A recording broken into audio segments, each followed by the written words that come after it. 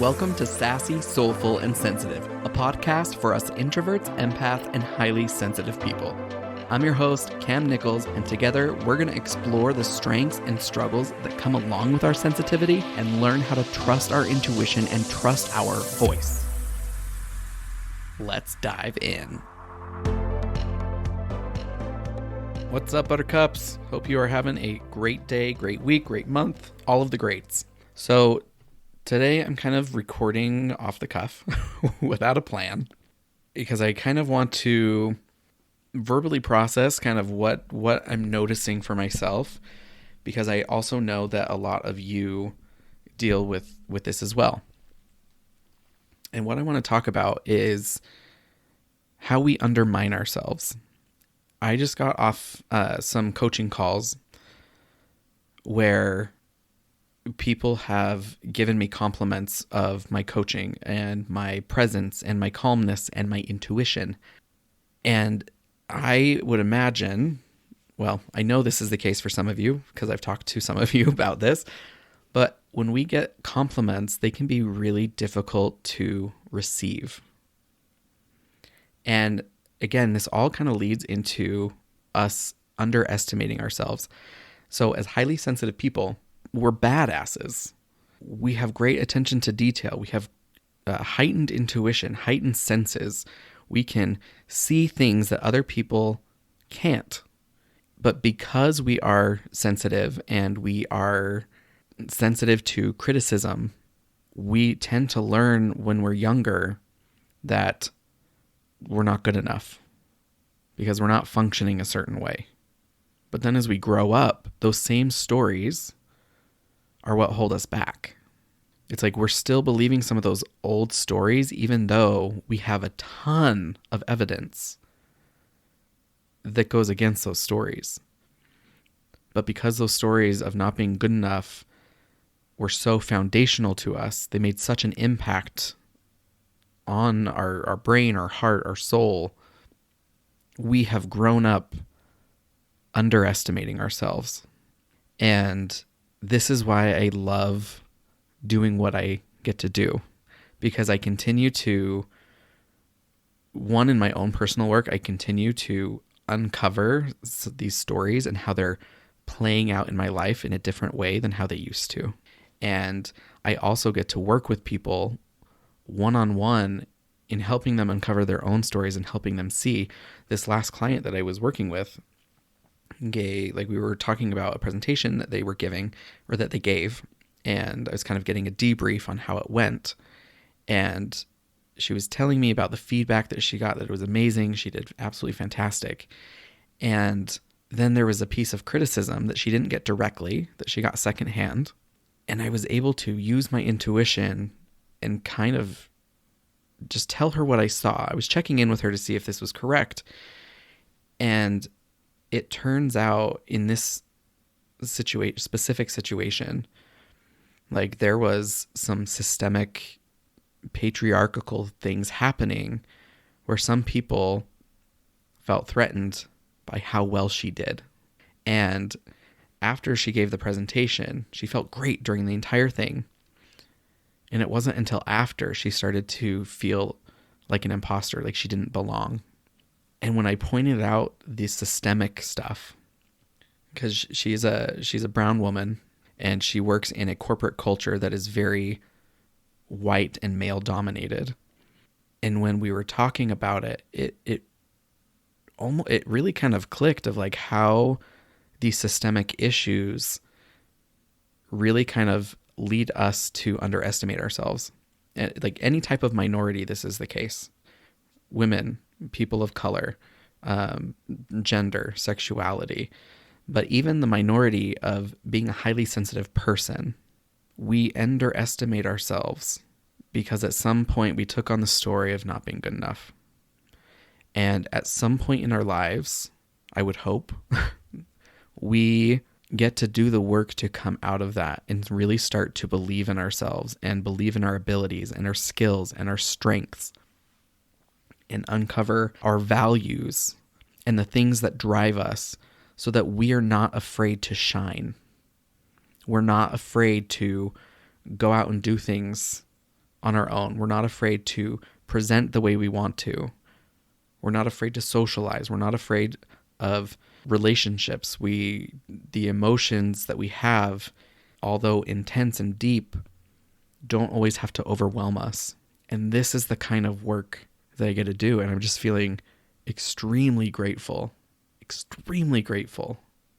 for the opportunities that I have and for the people that I get to work with and the transformations that I get to see them having.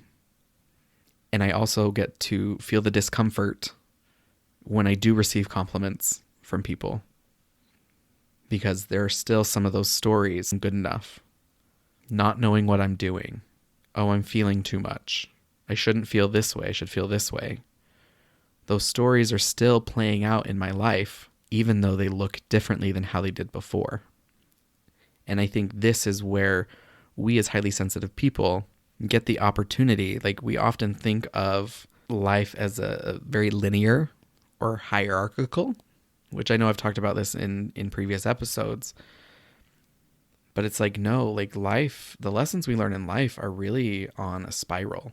We are going to continue to revisit the same lessons over and over and over again, but on a much deeper level with much greater perspective. And as we are willing to look at these lessons and learn from them and experience them with less judgment, more compassion, more awareness, more mindfulness, as we revisit them, we get to experience more in life. We get to experience more of the joy. There are times in my life where I have felt very much like a tortured soul. In fact, I posted one of my emotional breakdowns as a podcast episode just a few episodes ago. And there are times where I still do feel that way, just from how deep I think and how deep I feel, and how it can result in overthinking and overanalyzing. And then shit like this happens with these sessions and these compliments.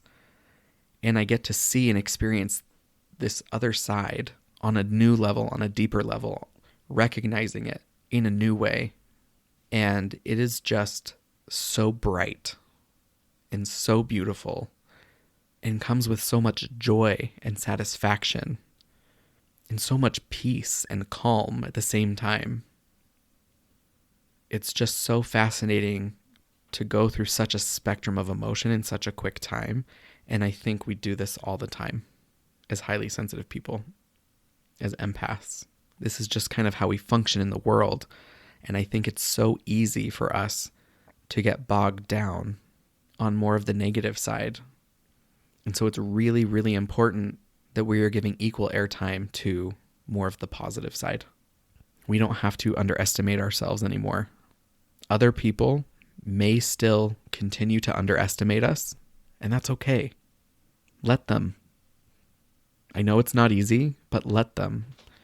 Because when we let other people underestimate us, but we don't underestimate ourselves and we show up in the way that we want, we get to stand in power. We get to stand in brightness. We get to shine and be a beacon that you guys have all heard me talk about, of teaching humanity how to live and live well. Live in the full spectrum of emotion and understanding our thoughts and how they create our feelings that drive our actions and give us our results. That is what has helped me do this. This is what I help my clients do, and it helps them give kick-ass presentations. It helps them give amazing thank you speeches. It helps them go out and learn how to be social. It helps them approach their business different. It helps them have conversations with their spouse that they were previously afraid to have. When we refuse to underestimate ourselves and we really step into our own power and really just step into empowerment, it's been there the whole time. It feels like a friend, an old friend that maybe you just haven't seen for such a long time. And you see each other and you just get this big, warm, caring, energizing hug. To me, that's what that empowerment feels like. To me, this is what speaking up is all about. Learning, like finding your voice and speaking up, in my opinion, is one of the hardest things for us sensitive people to do. But when we do it, when we learn how to do it and we learn how to keep doing it, it feels so good. It's so liberating. It is so empowering. It feels like freedom. It feels powerful. It feels generous. It feels successful. It feels peaceful, intuitive, and calming. And it allows us to show up more in our strengths and in our values, and show up in the way that we want to show up, in a way that we view ourselves, and in some way, I believe, have always viewed ourselves on some level. It's time we stop underestimating ourselves. There's enough people out there who do that for us. We don't need to do that. So I invite you to find just one area of your life, one situation that maybe has been difficult for you to speak up and say something. Maybe it's setting a boundary with a friend or a family member. Maybe it is asking for a raise or asking for an accommodation at work. Maybe it's going out and doing something by yourself. Whatever it may be, just spend some time in that mental rehearsal, not underestimating yourself, and actually giving that mental rehearsal, that mental version of you, the resources it needs, whether they're physical resources, whether they are emotional resources, intellectual resources, whatever they may be. Give those to yourself and then go take action from that place, because you will feel freaking amazing. And then I want you to do it again for another situation, or hell, even the same situation. But I want you to do it again. And I want you to go out and learn how to feel amazing. And then I want you to do it again. And again. And again. You may not feel amazing every single time, and that's okay. But even when I am taking action and I'm resourcing myself up and I go take action from that place and I find my voice and I use my voice, even if I don't get what I want, even if it doesn't turn out the way I expect, I still feel really good because I advocated for myself. And that's what this exercise is about. All right, my friends, I hope that was helpful. I would love to hear how this goes for you. The mental rehearsal, you taking action, all of it. I would love to hear how it goes. So send me an email, cam@coachwithcam.com. Find me on social media, message me there. Come work with me one-on-one. I just want to hear about how amazing you are. And if you are having trouble finding that, I can help you do that. Because I get to see things that you don't necessarily get to see. But I do get to help you see them. All right, my friends, as always, remember, shining bright gives others permission to shine as well. Take care. Hey, thank you so much for hanging out with me today. If you want to learn how to find your voice and lean in more to the powerful force of nature that you know exists within you, head on over to coachwithcam.com and take the What Element Are You quiz. You'll discover how to align with your secret strength that you perceive as a weakness so you can break the cycle of doubt and step into your badassery. And if you enjoyed the show, make sure to follow, rate, and review it on your favorite podcast platform, and share it with a friend or family member who you want to connect with on a deeper level. You'll be helping other sensitive folks like yourself and like me find and join our amazing community. So let's connect and support each other on this incredible journey.